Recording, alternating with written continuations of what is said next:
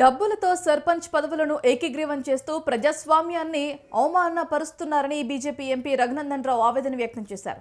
ప్రజాస్వామ్య దేశంలో సర్పంచ్ ఎన్నికలు ఏకీగ్రీవం కావడం దురదృష్టకరమని తెలిపారు.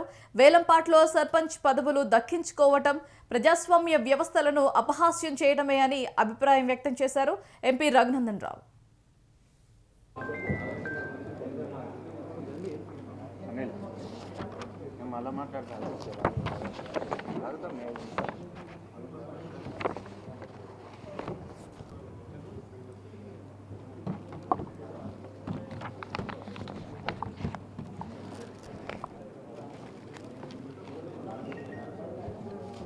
త్వరలో జరగబోతున్నటువంటి గ్రామ పంచాయతీ ఎన్నికల్లో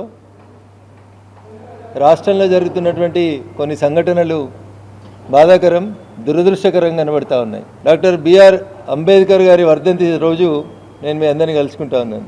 వారు రాసిన రాజ్యాంగం irrespective of caste, creed, race, region, religion, ఆడ మగ అనేటువంటి తేడా లేకుండా అందరి ఓటుకి సమానమైనటువంటి విలువనిచ్చినటువంటి ప్రజాస్వామిక దేశం భారతదేశం.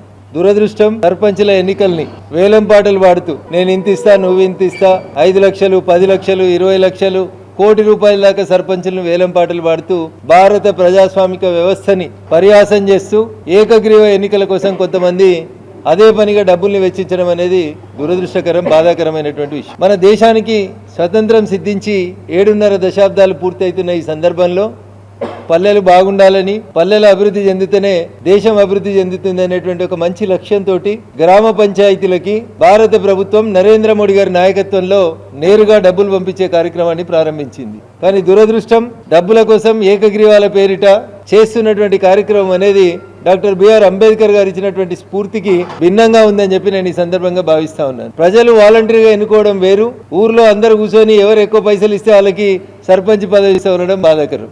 నిజంగా నిజాయితీ కలిగినటువంటి యువకులు చాలా మంది ఈ మధ్యలో కొత్త తరం రాజకీయాల్లోకి వస్తూ ఉంది.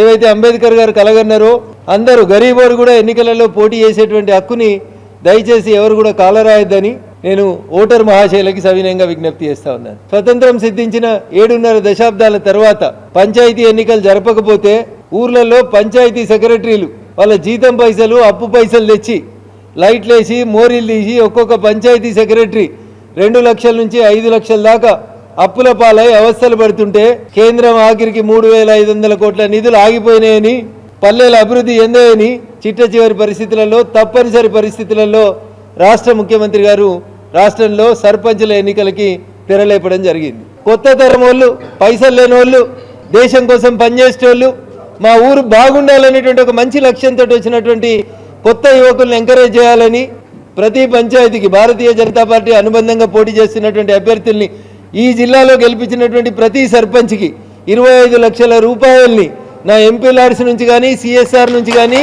నిజాయితీగా ఆ పంచాయతీలకు ఇస్తామని చెప్పి ఈ సందర్భంగా చెప్తా ఉన్నాను. త్వరలో జరగబోతున్నటువంటి